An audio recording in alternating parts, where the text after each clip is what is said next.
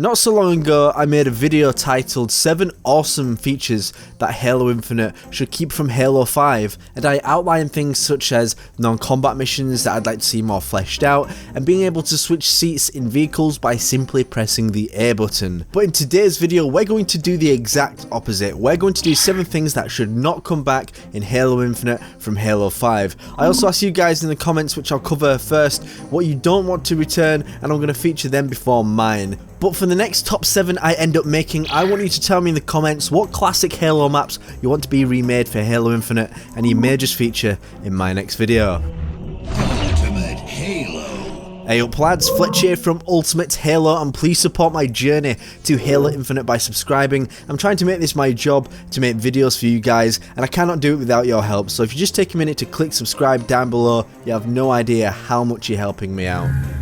Alright, okay, so before we jump into my picks, we're going to do some community ones. So, from Spartan 360434, things I don't want: sprint, kind of like an armor ability like reach. I think he's saying he wants it to be like an armor ability. ADS, it's weird, I don't mind it too much, but I understand people's gripes with it. Thrusters, not too bad in my opinion, but okay, fair enough. Rec packs and variants, I don't mind variants, I just don't like rec packs personally. Then from Robbie Gelsom, I really don't want to see sprint in Halo Infinite. Something about sacrificing readiness for mobility really rubs me the wrong way. I do understand why people enjoy it, and I don't want them to feel alienated, but in my ideal world, Halo Infinite is sprint free. We'll see. And then local players, awesome. Wait, a swarm? No, 4 runners. So no 4 people running at one time. I think that's a no sprint reference.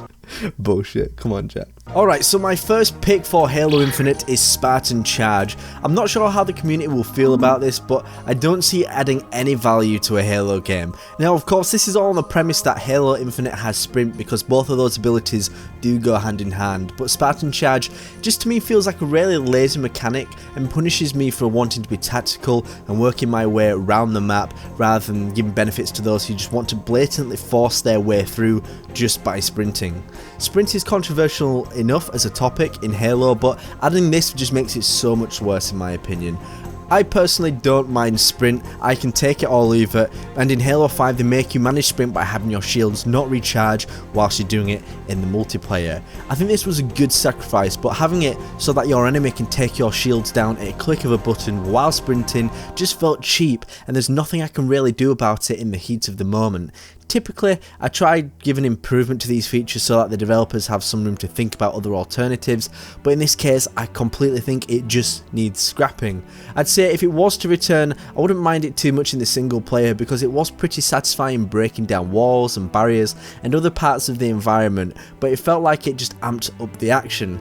I also appreciate there will be those who say it makes you feel like a Spartan should, which I agree, but from a competitive standpoint, I don't think it has much place in Halo Infinite, so for me it's a no-go, but I'd be interested to see what your experience is in the comments if you have any thoughts. Is it cheap, or does the cost outweigh the benefits? The user interface, like, God, I'm sorry, I hate to be too critical of things, especially when it comes to games, because more often than not there are various elements that can cause things to go wrong. Sometimes that is out of the studio's hands, but Halo 5 had a very poor UI and it was not very effective.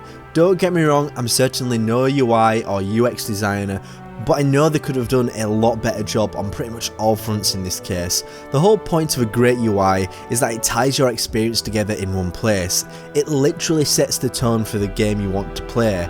That's the reason why Halo 1, 2 and 3 had great UIs, because the music was setting the tone and foreshadowing the game, and the visuals were unique and interesting, and it wasn't in your face, but it was simply effective.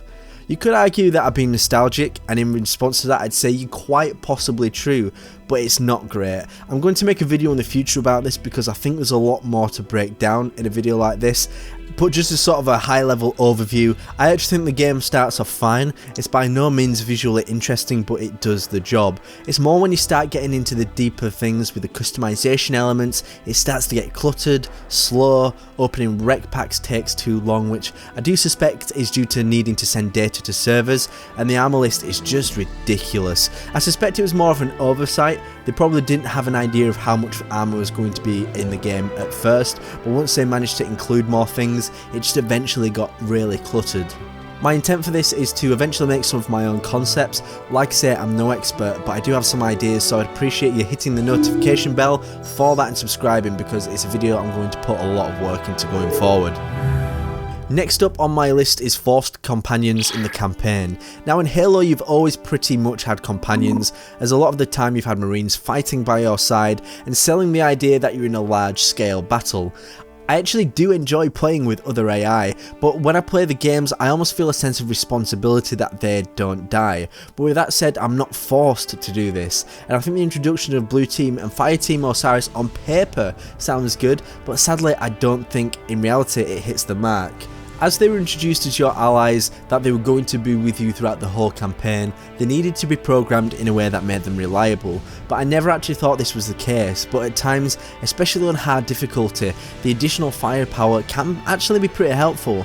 But it's when you find out the fire team is downed, it's when you find yourself babysitting. I always felt like I had to revive them, and if they were Marines I wouldn't have this as much of a problem, because from a story perspective they're not as capable, and I would expect a bit more from Spartan 4s. In Halo Infinite it does seem like the Chief is going to be at it alone, and if the initial reveal trailer is an indicator for how things might feel, it would be great to work more with Marines again, and it does give a contrast between you and them, so you have this feeling of being a superhuman. All in all, I'm happy to leave AI companions where they were and just focus on the Chief going forward. The Warden Eternal, but just hold up, I don't want the Warden Eternal gone as a character. No, I want the million other Warden Eternals gone as characters. In other words, the repetitive boss battles you had with him throughout the game. One of the main critiques from Halo 5 was not just its story, but it was how many times you had to play against the Warden. I actually do think he's got potential to be a great character. I did enjoy the conflict between him and Cortana and some of the dialogue they had. I also don't have a problem with him being a nuisance to your progression to get to Cortana, but I felt like all the battles you had with him were simply padding just to fill out the game, and I don't find these gameplay encounters overly interesting either. So personally I would drop the flow to bits from the gameplay model, and I'd also have it so he's more solid, and then you can see him reflect more damage as he deteriorates whilst you're fighting him, getting to that lower health bracket. I did like his voice actor, and like I said, I enjoyed some of the lines that he did have. I also liked the idea of the purpose he served in the narrative. The way he interacted with the Chief was particularly interesting, because he sought to deter Chief from seeking Cortana, and did so by tapping into his emotions. And looking back at it now, it becomes a bit more obvious that he knows the flaws of Cortana, and I think he's going to have much more of a narrative going forward. If he is fleshed out as a character in Infinite, it'd be interesting to see how he is, but I'm not overly concerned with fighting him, at least not 50 times. So I'm covering this topic in a future video as well, so if you want to see that, of course, subscribe, you know how it goes guys, come on. Next up is just a massive bugbear for me.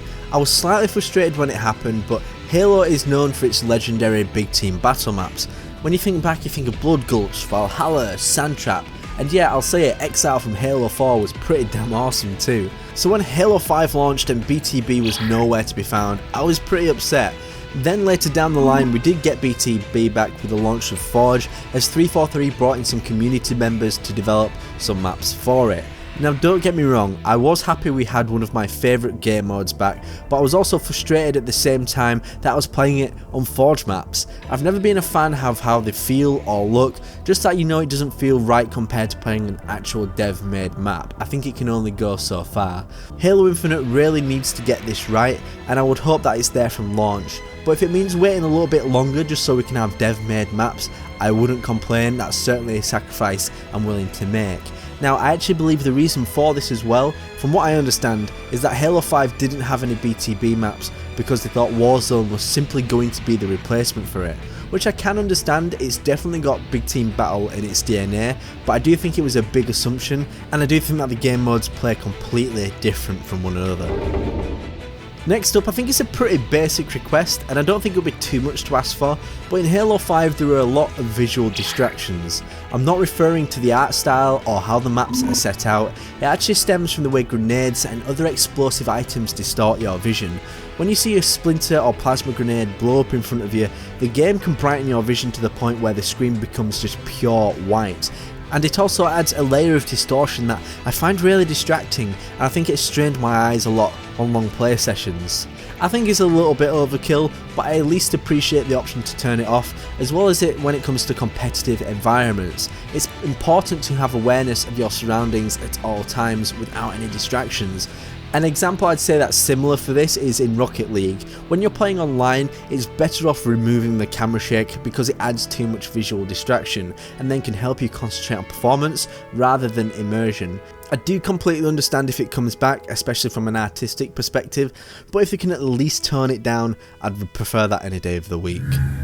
Okay. You've got this far, and I bet most people are pretty mad that I haven't mentioned rec packs yet. But yes, I do not want rec packs to come back in Halo Infinite. I don't really want anything randomly generated, but I do want to be clear that I don't have an issue of rec weapons being random. I do actually think it can be a bit of a benefit sometimes because the player has an excuse to try out different weapons in Halo 5's absolutely huge sandbox. Instead, I don't really want anything that's appearance related in terms of customization to be random. I've done a video about that before, how the unlock and progression system should work, and I do miss the old days of having to do specific tasks or doing achievements to unlock armor pieces. I don't mind the seasons in Halo MCC now that they've added Halo Reach, but one thing that I do find slightly disappointing is that armor effects such as inclement weather used to be a really top tier unlock in Halo Reach, and now it's pretty low, which is quite disappointing, which kind of takes away from the novelty of it. So that is all for today. Thank you so much for tuning into my 7 things that Halo Infinite shouldn't bring back from Halo 5. Remember to leave a comment down below letting me know what classic Halo maps you'd like to be remade for Halo Infinite, and I will see you next time on the one and the only, you heard it, Ultimate Halo. Subscribe now to Ultimate Halo for more unfriggin' believable Halo content.